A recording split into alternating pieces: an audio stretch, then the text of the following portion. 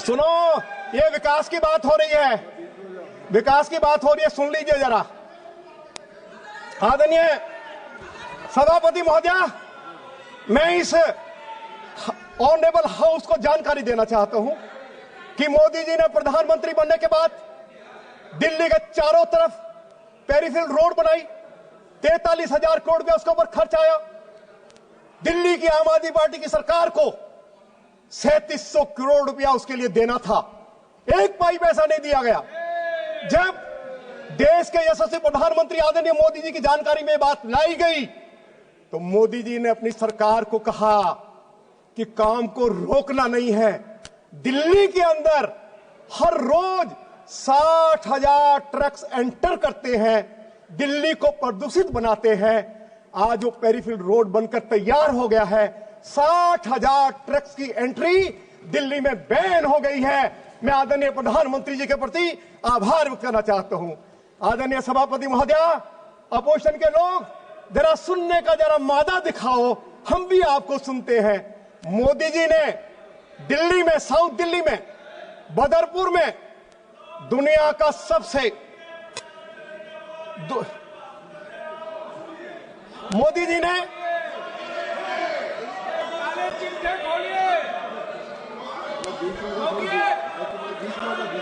आदरणीय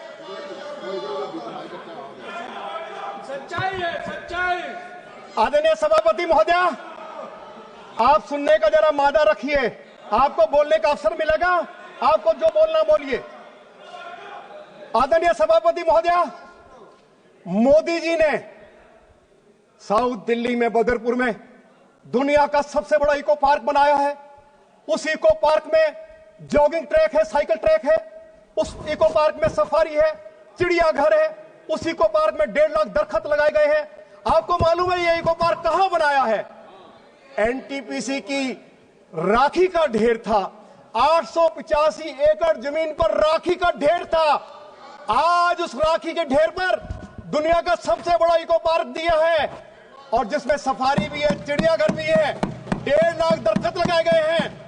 आदरणीय सभापति महोदय, मैं आपको जानकारी देना चाहता हूं कि उस इको पार्क में, उस राखी के ढेर पर बोटिंग लेक बनाया है। हमारे बच्चे बोटिंग करेंगे और आज मैं ये बात कहने के लिए खड़ा हुआ हूं, ये काम यदि इस धरती पर भगवान आ जाए तो तब संभव है।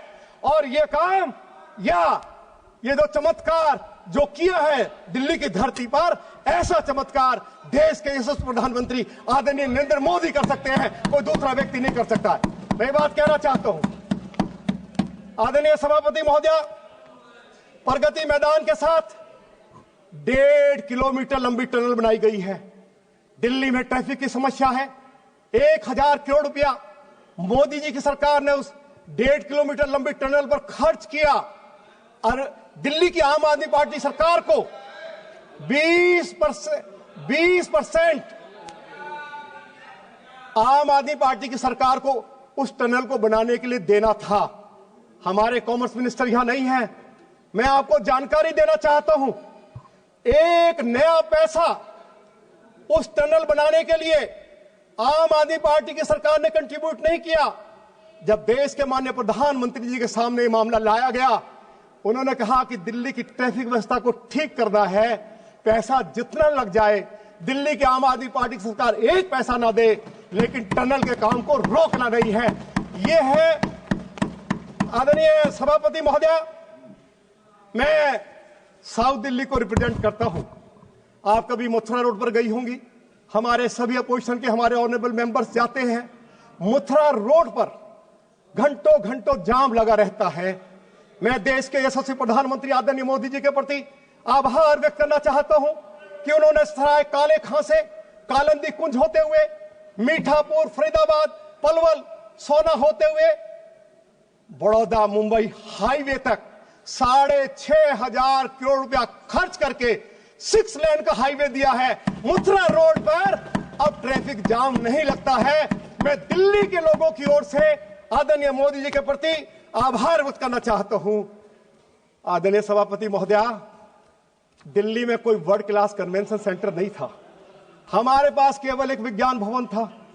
आदरणीय मोदी जी ने यशोभूमि द्वारका में 6500 करोड़ रुपया खर्च करके वर्ल्ड क्लास कन्वेंशन सेंटर बनाया है।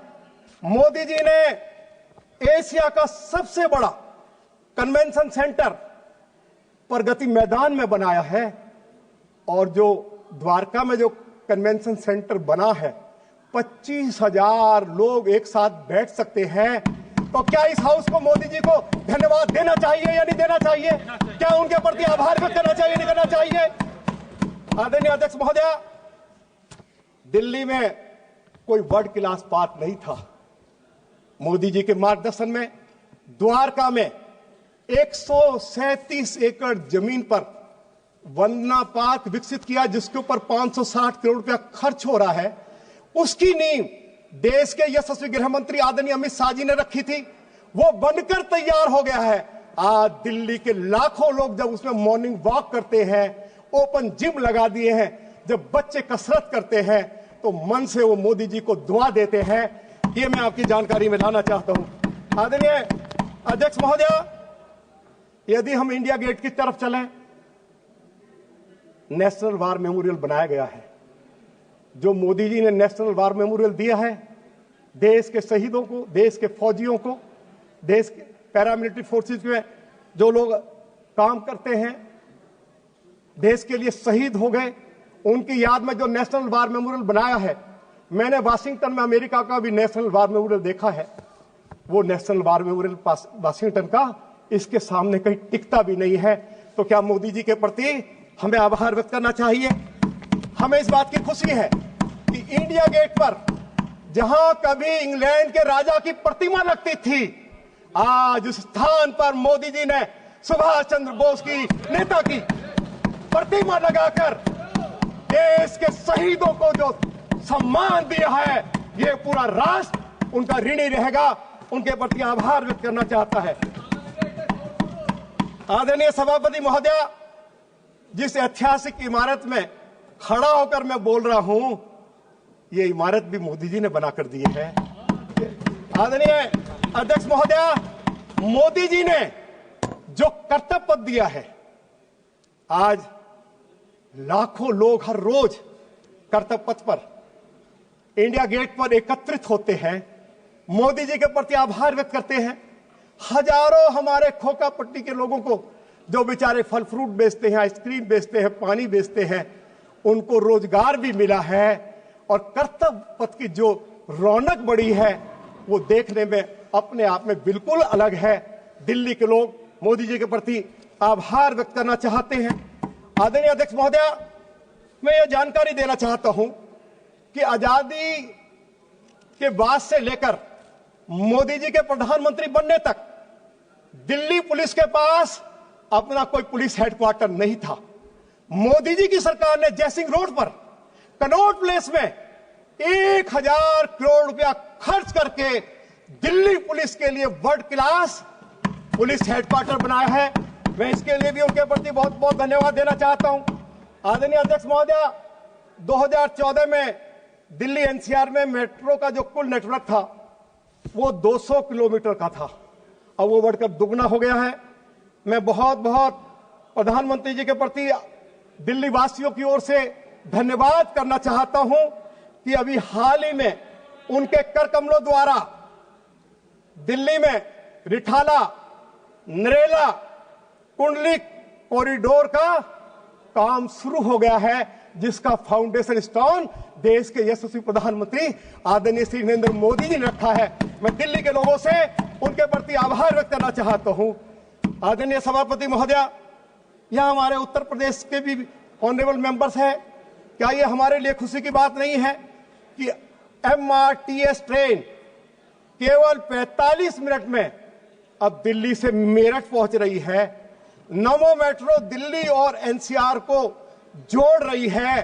Delhi airport Dwarka Gurugram connectivity, airport terminal 1 से एरो सिटी तक मेट्रो कनेक्टिविटी, तुगलकाबाद से कालिंदी कुंज मेट्रो कनेक्टिविटी, दिल्ली से सहारनपुर नीम राणा बहरोड नमो भारत कॉरिडोर, गुरुग्राम फरीदाबाद नोएडा नमो भारत कॉरिडोर, और सेंट्रल विस्टा से मेट्रो कनेक्टिविटी को मंजूरी देश के यशस्वी प्रधानमंत्री आदरणीय श्री नरेंद्र मोदी जी ने दी है। हम उनके प्रति आभार व्यक्त करना चाहते हैं। आदरणीय अध्यक्ष महोदय,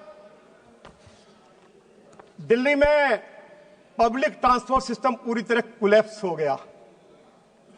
मैं देश के प्रधानमंत्री आदरणीय मोदी जी के प्रति आभार व्यक्त करना चाहता हूं कि उनकी सरकार ने दिल्ली के लोगों के लिए 1600 इलेक्ट्रिक बसें मुफ्त दी हैं। मैं आपको जानकारी देना चाहता हूं, जब दिल्ली में आम आदमी पार्टी की सरकार आई तो दिल्ली के पास, डीटीसी के पास 6000 बसें थी। आज वे घटकर 2500 रह गई हैं, और जो 2500 बसें हैं वे भी आउटडेटेड हैं। सुरक्षा की दृष्टि से उनको सड़कों पर नहीं चलाया जा सकता। यदि मोदी जी ने 1600 इलेक्ट्रिक बसें नहीं दी होती तो आज हमारा हाल क्या होता। मैं आभार व्यक्त करना चाहता हूं देश के यशस्वी गृह मंत्री आदरणीय अमित शाह जी का। उन्होंने इस बात की घोषणा कर दी है कि दिल्ली को 13,000 नई इलेक्ट्रिक बसें दी जाएंगी। मैं दिल्ली के लोगों की ओर से आभार व्यक्त करना चाहता हूं। आदरणीय अध्यक्ष महोदय, दिल्ली दुनिया की सबसे ज्यादा प्रदूषित राजधानी बन गई है। यह मैं नहीं कह रहा हूं, WHO कह रही है, और सुप्रीम कोर्ट ने कहा है यदि आज दिल्ली सबसे ज्यादा प्रदूषित राजधानी बनी है तो उसके 2 कारण बताए गए हैं। एक कारण कि दिल्ली में पब्लिक ट्रांसपोर्ट सिस्टम कोलैप्स कर गया, और दूसरा कारण बताया है कि दिल्ली की सड़कें टूटी पड़ी हैं, जर्जर हालत में हैं, और जब सड़कों के ऊपर गाड़ी चलती है, जो धूल उड़ती है, तो PM2.5 सबसे ज्यादा धूल से जनरेट होता है। यह बात सुप्रीम कोर्ट ने कही है कि दिल्ली में यदि पब्लिक ट्रांसपोर्ट सिस्टम ठीक हो जाए, यदि दिल्ली की सड़कें, जिनके बारे में यह कहा गया था आम आदमी पार्टी की सरकार ने कि हम पेरिस और लंदन जैसी सड़कें बनाएंगे, उसकी पार्टी के नेता को दिल्ली के लोगों से माफी मांगनी पड़ी कि हम यमुना को भी साफ नहीं कर पाए, हम ट्रांसपोर्ट सिस्टम को ठीक नहीं कर पाए, हम दिल्ली के लोगों को पीने का पानी भी नहीं दे पाए। हमें 5 साल और दे दीजिए, हम इसको ठीक कर देंगे। अब तो मोदी जी की पार्टी की सरकार ही दिल्ली को ठीक करेगी, दिल्ली को विकसित करेगी। मैं इनको ये जानकारी जरूर देना चाहता हूं। आदरणीय अध्यक्ष महोदय,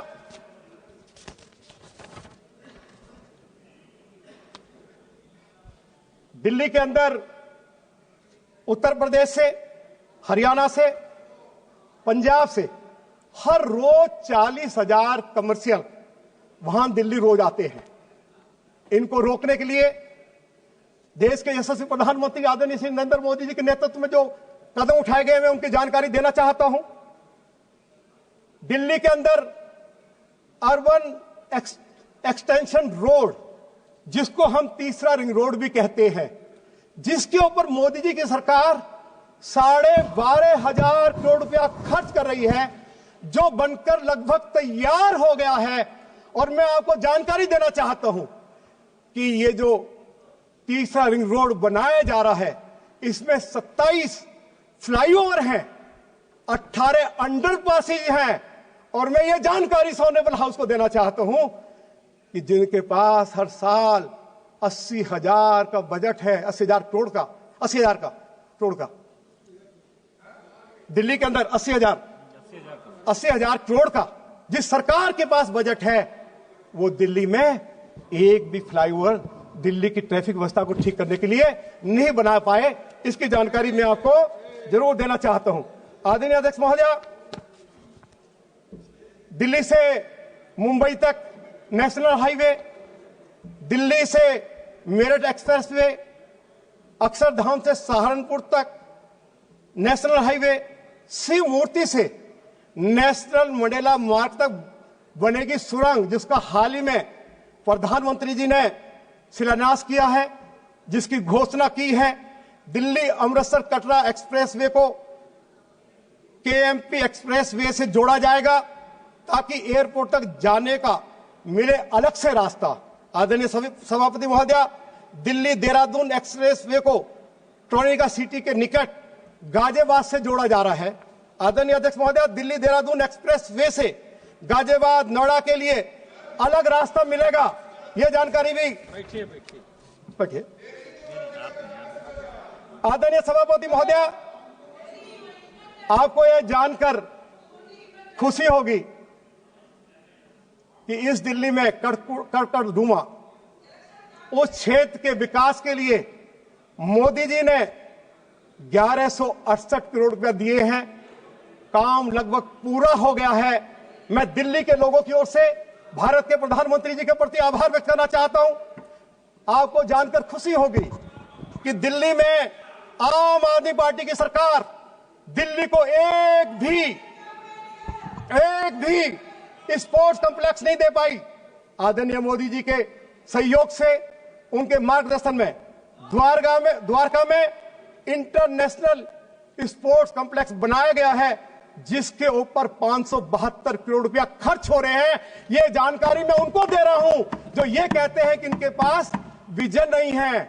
मैं विजन की जानकारी दे रहा हूं, आप चिंता मत करिए। आपकी भी लड़ाई उन्हीं से है। आपको तो मुझे सपोर्ट करना चाहिए, आपको करना चाहिए। और आपके नेता के बारे में क्या कहा है उन्होंने, वो मेरा मुंह मत खुलवाइए, मत मुंह खुलवाइए, इसी में भलाई है।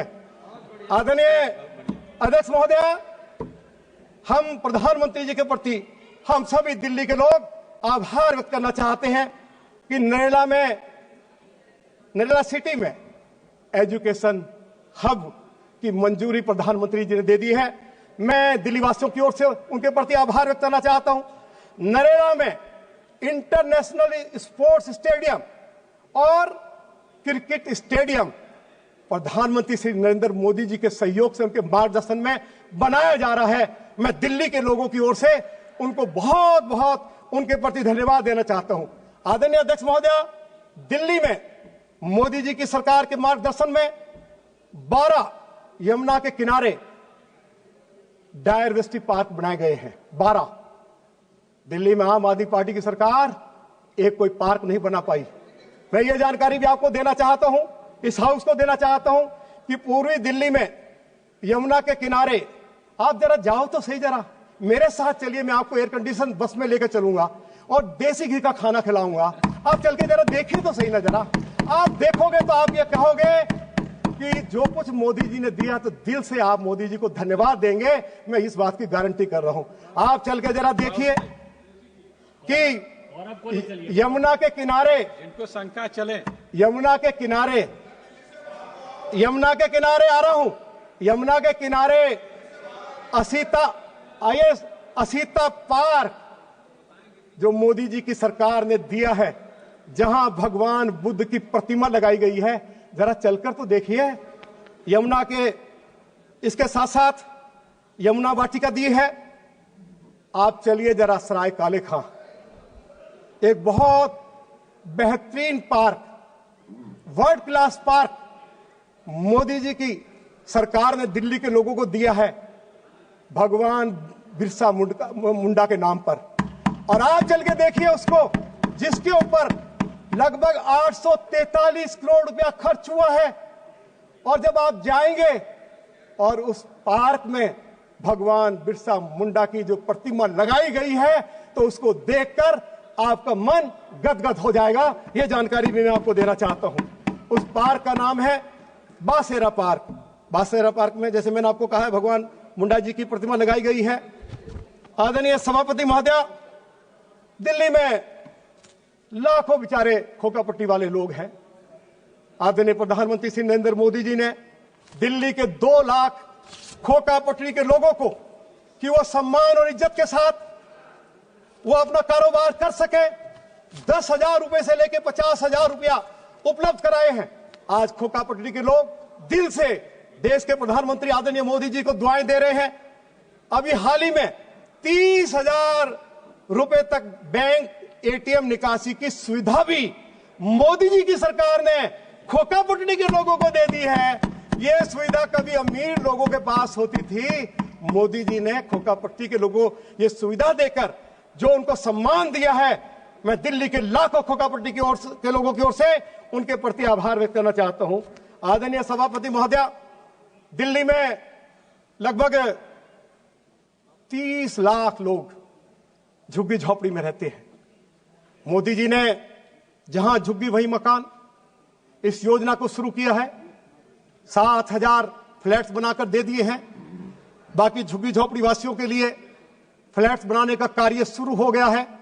अभी हाल ही में प्रधानमंत्री जी ने अपने कर कमलों द्वारा लगभग 3,500 झुग्गी झोपड़ी वासियों को फ्लैट दिए, उसकी चाबी दी और उनके मन से मोदी जी के लिए दुआ निकल रही थी कि मोदी जी, हम जीवन में सोच नहीं सकते थे कि हमारे पास कभी इस दिल्ली शहर में, जहां अगल बगल में अमीर लोग रहते हैं, हम लोगों को भी इतना शानदार फ्लैट बनाकर आप दे देंगे। केवल फ्लैट ही बना के नहीं दिया, बल्कि उनके बच्चों के लिए खेलने के लिए खेल का मैदान, पार्क, प्राइमरी स्कूल, पीने का पानी, घर में बिजली। तो ये मोदी जी ने दिल्ली के अंदर एक इतिहास रचा है। दिल्ली के अंदर अरविंद केजरीवाल की आम आदमी पार्टी की सरकार ने दिल्ली के अंदर बड़ी संख्या में झुग्गी झोपड़ी वासियों को उजाड़ा है।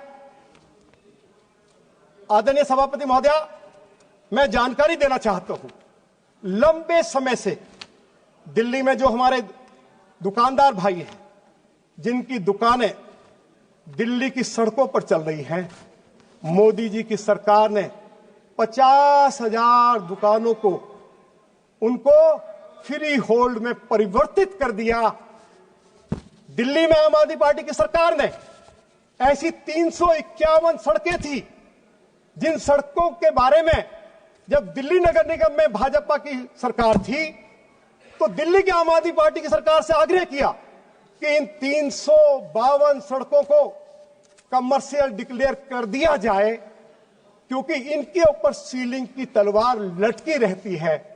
लेकिन आम आदमी पार्टी की सरकार ने 352 सड़कों को कमर्शियल रोड डिक्लेयर नहीं किया। अब क्योंकि उनकी किस्मत में नहीं है, 8 फरवरी 2025 को जब हम 2/3 बहुमत से ज्यादा 50 सीटें जीतकर दिल्ली में सरकार बनाएंगे, तो मोदी जी के नेतृत्व में इन सारी कमर्शियल रोड्स को हम जो है इनको कमर्शियल रोड डिक्लेयर कर देंगे, जिससे कि इज्जत के साथ रोजी रोटी कमा सके। 13,000 दुकान जो सील कर दी गई थी, उनको डी सील करने का फैसला लिया गया है। मैं बहुत बहुत आभार व्यक्त करना चाहता हूं देश के प्रधानमंत्री आदरणीय मोदी जी के प्रति। आदरणीय सभापति महोदया, दिल्ली के अंदर लगभग 1729 कॉलोनीज है। 60 लाख लोग, ज्यादातर लोग बिहार उत्तर प्रदेश के लोग हैं। पूरे देश भर के लोग इन 1729 कॉलोनीज में रहते हैं, नारे के जीवन जी रहे थे। मोदी जी की सरकार ने फैसला किया कि हम दिल्ली की सभी 1729 कॉलोनीज को हम नियमित करेंगे, इनमें नागरिक सुविधाएं उपलब्ध कराएंगे और हम इनको मालिकाना अधिकार देंगे।